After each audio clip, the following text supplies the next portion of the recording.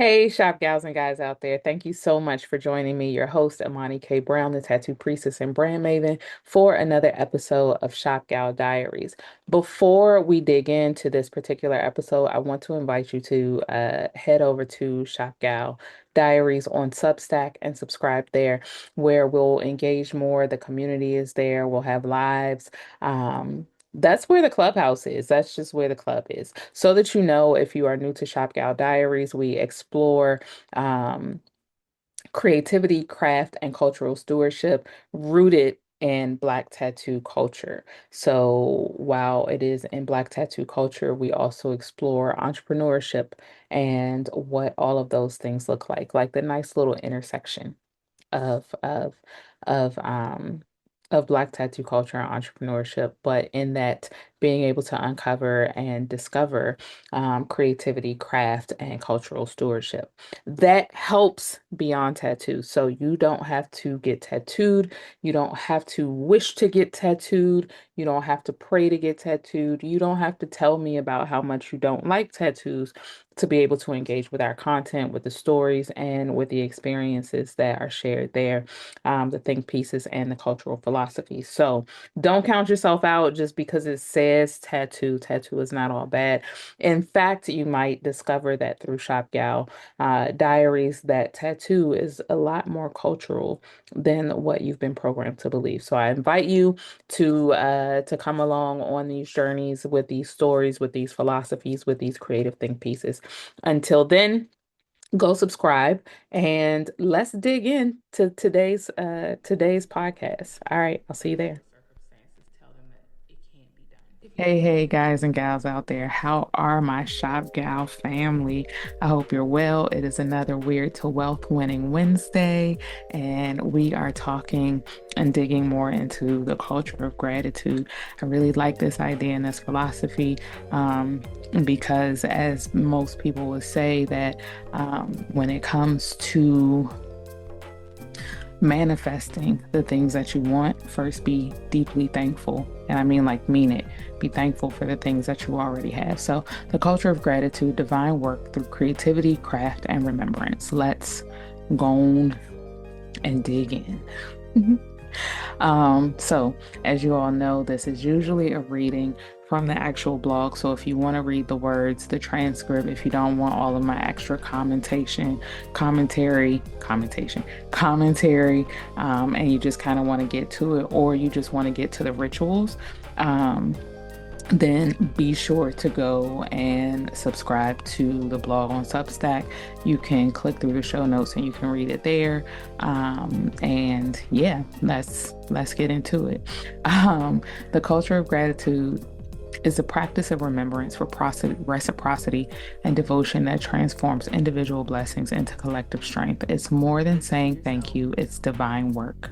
For me, this practice actually began as survival, but over time it has become the foundation of my creative life, my brand, and my cultural stewardship. When I tell you that gratitude has given me more than any type of manifestation ritual could ever give me. um, so in my personal experience, when it comes to gratitude and survival, revisiting my story from college that I tell. If you don't have my book, Shop Gal and Memoir, please, please, please go pick it up. Not only are you supporting a Black author, and Black authors matter, but you will hear more about my own story as this is being recorded in September, which is Suicide Awareness Month. Um, it's a great time to dig in to what um, being high functioning, but being in a really, really dark place can look like. Hopefully, some of the stories will help inspire you to pay attention to people who are around you and pay attention to yourself. So, my freshman year of college nearly broke me. Depression and suicidal ideation weighed heavy, and I turned to cutting as a way to cope with my chaos. My body became a quiet battleground. Then came a casual conversation.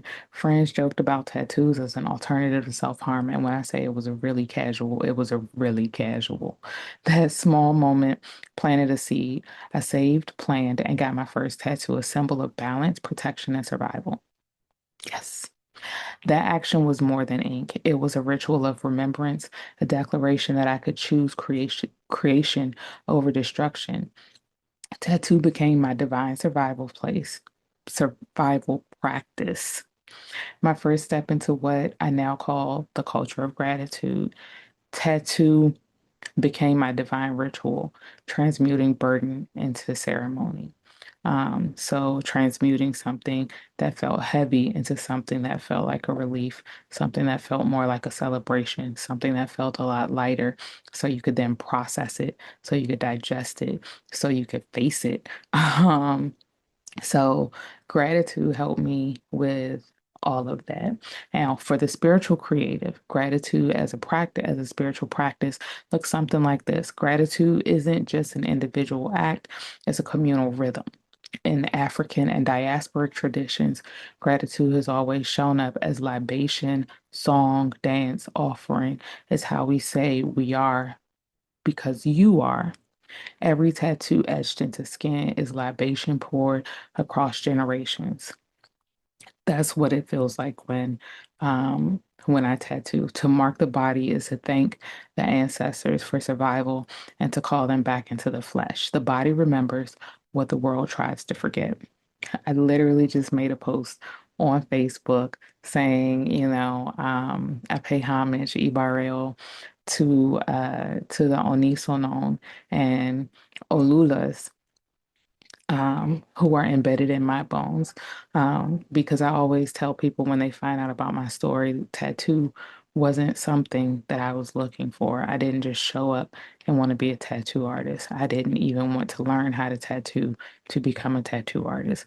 I wanted to learn how to tattoo just so I knew what someone else was doing to me in such a vulnerable and emotional state.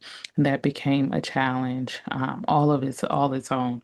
Again, it's in my book, but it became a challenge all its own that really, really shaped me into the Black female tattoo artist that most people know today. Not only do most people know today, but I am the second most prominent Black female tattoo artist in the US. There was a reason for all of this to happen. So please follow your breadcrumbs. Please practice gratitude, especially as spiritual creatives, because it does transmute a lot for us, especially when spirituality is tied to your creativity and becoming more of conversations with God, as I like to call it. So for the multi-passionate creative, gratitude as creative ritual can look something like this. In creative life, hustle tells us to keep producing, but gratitude tells us to keep remembering. The culture of gratitude reframes art as a thank you note to God, ancestors, and community. Finishing work, naming our teachers, citing lineages, these are all rituals of survival and sustainability. Creativity becomes a form of remembrance, not just expression. So a lot of times we start to create, and it's like, how do we know that we could do that? The more you start to create, the more you start to awaken things that are already in your bones. Tattoo taught me that every act of creation is memory made visible. Each needle stroke, each sketch, each offering is both prayer and protest. Tattoo is divine memory made manifest. That's what that means. For the creative entrepreneur, gratitude as business and branding ethos can look something like this. Gratitude is also infrastructure. It protects relationships, clients, and collaborators. I know if you're in business, you know how many times people will say, thank you for supporting us. We wanted to just give a shout out to our clients, our customers. This is gratitude. In branding, it looks like giving credit, honoring teachers, and making your audience feel seen. This isn't entitlement, it's stewardship. Every opportunity is a gift, every transaction is a chance to build collective wealth, not just personal gain. So not just not just fuck you pay me, but how can we help and support each other is what is happening in branding and business if you are using gratitude as a part of your strategy. As a tattoo artist and creative entrepreneur, I learned early on my business only thrives when gratitude is at its core, like literally the center, the heartbeat, because it's so much. in terms of moving parts, you got to be thankful for all the shit, the ups, the down, the good, the bad, all of it. The client who sits in my chair, the clients who sit in my chair aren't just projects, they are sacred encounters. Each exchange is an act of mutual remembrance. Um, Every tattoo is an investment in remembrance. It's funny because a client and I literally just sat there the other day and she was like, I think I was supposed to come to you and I'm supposed to stay with you for a while. And I was like, huh, why is that? And as we started talking and sharing our stories with each other, it was like, shit. You mirror me, and I have so much to learn. Not that I don't have anything to learn from her, but because she made this statement, she really did pick up on what it is that why we are in relationship, right? So no client that you serve is by accident. It's a divine encounter. And last but not least, gratitude as collective liberation for the cultural steward. Excuse me, for the cultural steward can look something like this. Gratitude and community creates resilience. We survived and we remember. It resists capitalism's scarcity mindset by insisting that even in struggle, there is something to honor. In traditional African tattoo practices, body marking was remembrance of survival, of belonging, of inheritance. To be unmarked often meant to be uninitiated, unmoored. Today, each tattoo we wear is a rerouting, a refusal to forget. My own journey, choosing ink over erasure, has evolved into a larger calling, teaching, documenting, and practicing gratitude as cultural stewardship. What began as my survival is now a communal technology of return. Every mark I make is resistance, remembrance, and divine return. Literally, every mark I make has reminds me of something, a lesson, something that we can carry forward into the future or into our work, all of those things. And a lot of times I will say that while everybody doesn't get tattooed, there are life lessons in all things that I talk about with tattoo. There are things that you can extract or extrapolate from tattoo, the practice, the ritual, the culture of tattoo, and use them as life philosophies, like they actually transcend tattoo. So, with all of that, let's get into these five divine gratitude rituals.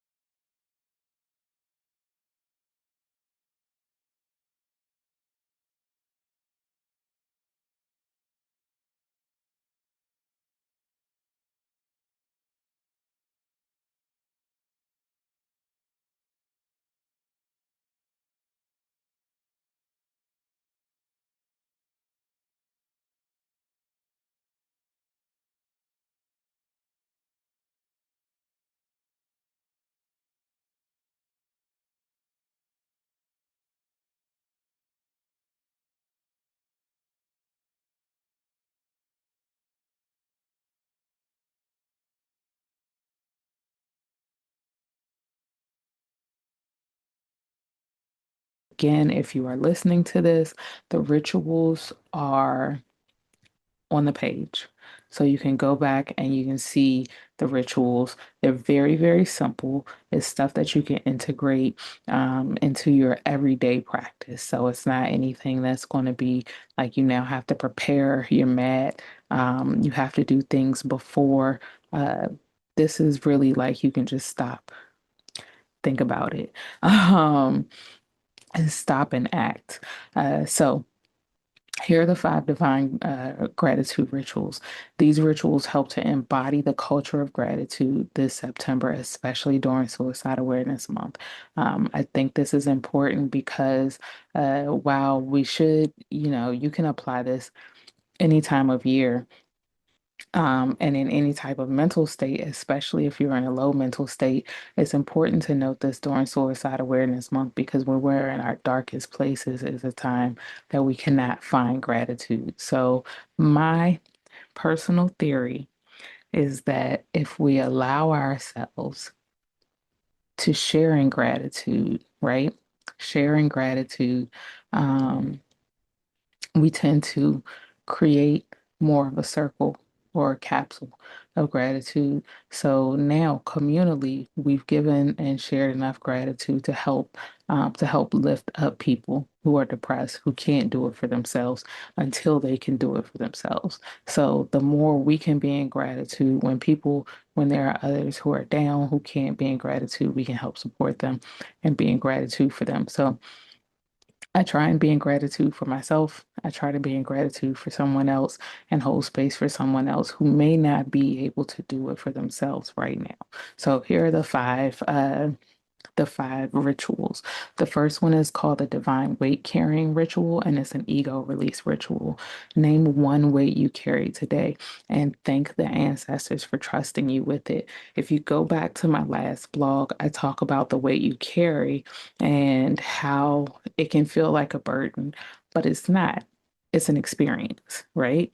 And in this experience, you are able to be grateful for the experience mostly because someone else wasn't even able to be alive, right? To be able to have that experience, to be able to carry that weight. Not only that, but when you're chosen to carry a weight that seems exhaustively heavy, there is a pot of gold on the other end. You just got to be able to get to it. So when you have weights that are extremely heavy, you're being shaped, you're being molded, you're being tried, you're being pressed as a diamond, right? Into something more magnificent than what you already are. So thank the ancestors for trusting you with it because if they didn't trust you with it or if it wasn't given to you to carry for any reason, it's because they don't trust you with it. They're going to find somebody else for the assignment. Okay. The second is a divine transmutation ritual, and this is a mindset reframe. I find this very important because a lot of times, we don't think to slow down and pay attention to our mindset. We are who we are. Our signs tell us that we are these people or anything like that. But what does your mindset actually look like? Light a candle, sit with it, get your journal, because as things come up, you're going to want to write them down. How can I honor this pain as divine remembrance? And this is something that you can actually do with your ancestors. So if you have an ancestor altar, lighting a candle with them and sitting at the altar with your journal and just talking to them, asking them how they can honor this pain as divine remembrance. Like, what is it that they want you to learn? What is it that they want you to uncover or unearth that they want you to be able to carry forward, right? In my family, my my pain or one of the heavier things that I get to carry is about financial trauma, right? There are many of us who are called to break the curses of financial trauma in our lineages, and with that alone is like the fuck, right? Um, but how can I honor this? How can I honor myself? How can I honor my ancestors? Are there stories or things that I should know about the practices that they had? Maybe I need to repeat some of those practices because it came up with certain successes. Maybe I need to let go of some of those practices that may already be embedded in me, right? But you want to uncover how you can honor this pain as divine remembrance, saying thank you for getting me this far. It's time to try something different. May also be a way to honor the pain in that space. So sit with them, talk to them, find out what it is that you are to unearth, and how you can honor it while you're carrying it. Um, yeah, yeah. The third one is going to be divine memory ritual, and this is in creative discipline. That's my jam. See that?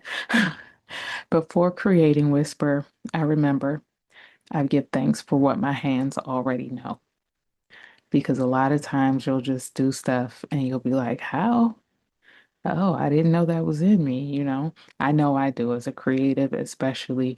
And I tell people a lot of times the gift that I'm blessed with, the blessing and the curse, is that once something comes out of me once, I can't do it again. It was something that was supposed to come up. It was a conversation that was supposed to be had. It was something I was supposed to create for an experience. But once that moment passes, once it is complete, I can't do it again. My hands are like, I said what I said. Um, so giving thanks for that, giving thanks for, my hands remembered this. They already know it. And I'm grateful that I now remember it, sometimes being able to create and go into spaces allows you to access past experiences, past lives, past visions or dreams that you may have already had. So being able to use that as a way to unlock those memories, as a way to revisit those experiences and to be able to re-engage them, right? Is an important part of gratitude. So divine memory ritual before creating, you know, put your hands out. I remember, I give thanks for what my hands already know. You know, you can rub them together. You know, kind of wash yourself, whatever you feel called to do after that. But just give thanks. That's it. And that's like a 2-second ritual. It's literally like you can do that any day, anytime. You can do it, before, or after creating. You can do it, in a moment while you are creating. Um, Again, I promise you, these rituals are things that you could literally, interject in your day, and it has not like thrown your day off or anything. It's probably added to your day greatly, and that's about it. The fourth one is divine altar work ritual, and this is for communal stewardship. Dedicate one act of art this week as an offering to community. And this can be anything. So it could be you doing a quick sketch. It could be you doing a writing. It could be you creating a specific offer. And it's just for community. It's just for, kinfolk. It's just for, people who tattoo. It's just for whoever. But things that help you to engage with the community through gratitude. Thank you for whatever the case may be. Thank you for being here. Thank you for sharing space. Thank you for smiling. Thank you for showing up for yourself today. Whatever the case may be. Okay. Dedicate one act of art this week as an offering. And art these days is broad. It's not just visual art, so it's not just painting, drawing, or anything like that. Art. So whatever your creative expression is this week, you want to make that an act of offering to the community. Last but not least, divine realignment ritual. And this is for spiritual return. This is a great way to work with your spiritual hygiene, and just kind of, reassess and call back your energy. It's a great way to, what's the words I'm looking for? It's a great way to come back to you, right? After a week, after a few days or anything like that, we can lose ourselves. because we're weaving in and out of other people, their energy, their expectations, their projections, all this stuff. So you want to reconnect with yourself. Um,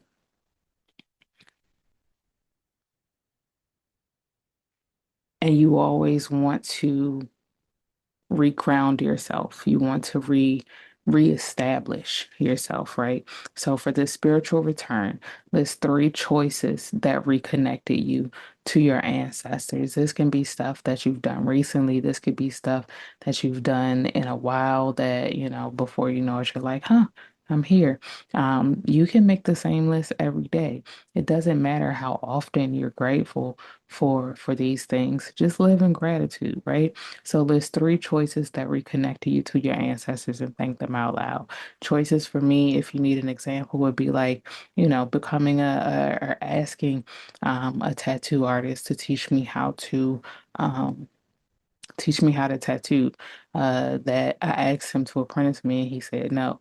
The choice of asking him and being open for rejection reconnected me with my ancestors. Yeah. Um, uh, the choices of doing herbs and apothecary through tattoo reconnected me with my ancestors. The choices to explore and become a devotee within African traditional spirituality. These are three things that reconnected me with my ancestors. Say the three things out loud and thank them out loud. You don't want people like, they're not doing stuff in secret so that you could progress. They're doing stuff out loud so you could progress. So the same energy that they're meeting you with to give you your success and to hand it to you, to protect you, to fight battles, all of these things, give them the same energy in return. Okay. So those are the five rituals. Again, they are definitely on the Substack. So get there and check them out and try them. Let me know which ones you try and how you do and what was successful for you. If you're going to do them again, these rituals, with these five rituals, you can literally make, or you could do a ritual a day for weeks at a time.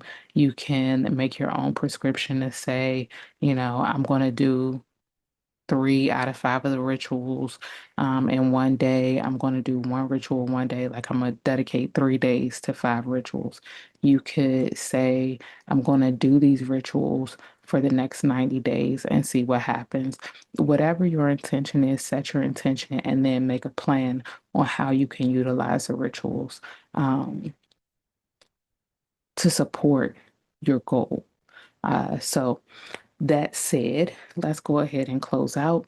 Living a culture of gratitude. The culture of gratitude is how we move from weird to wealth, from scars into symbols, from individual survival into collective cultural work, which is extremely, extremely important, especially today in this fucking climate. Jesus Christ. For me, tattoo was my first initiation. Technically my second, because my first one was to Zeta, but that's neither here nor there. It saved my life, then handed me back to my ancestors today. It is the core of my brand, my business, and my stewardship.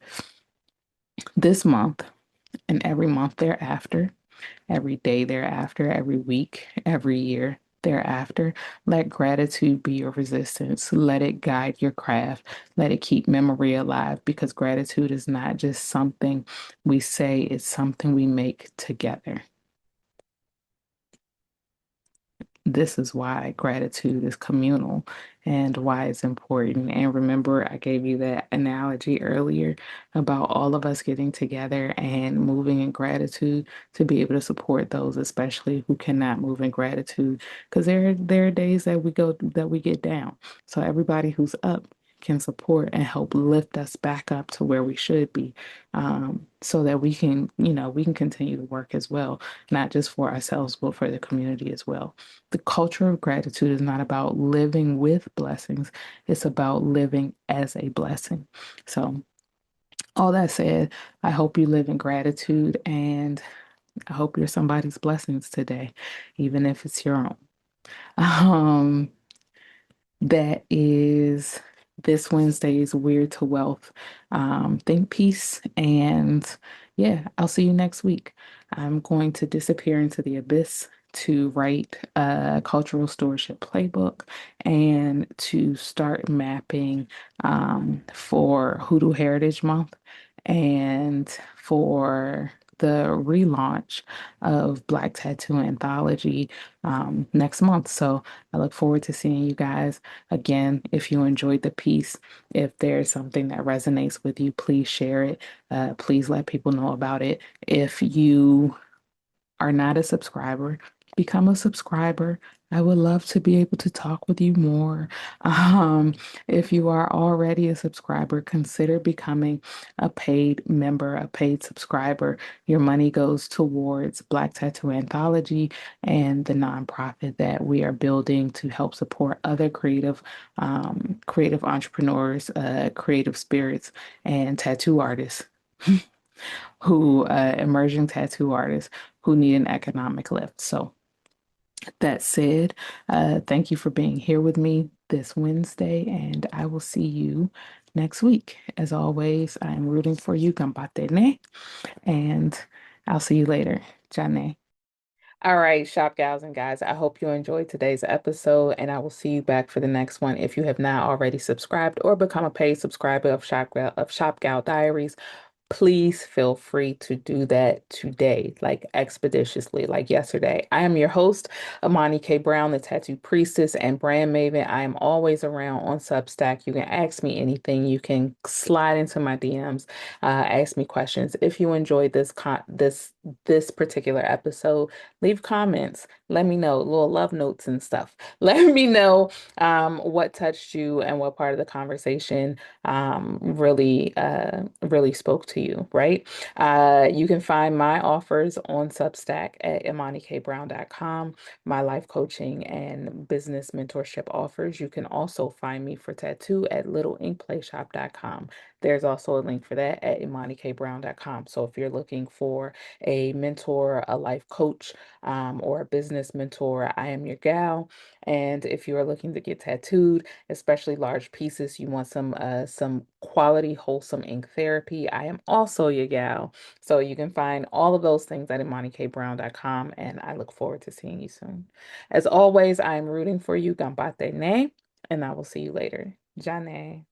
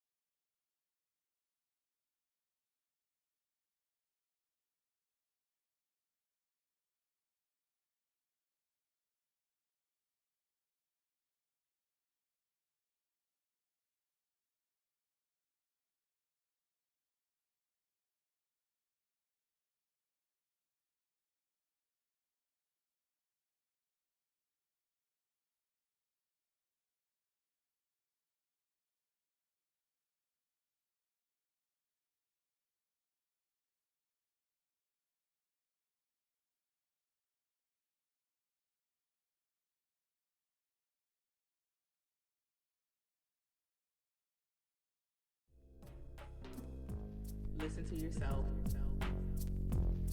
believe in yourself, and keep going. That's pretty much all you need.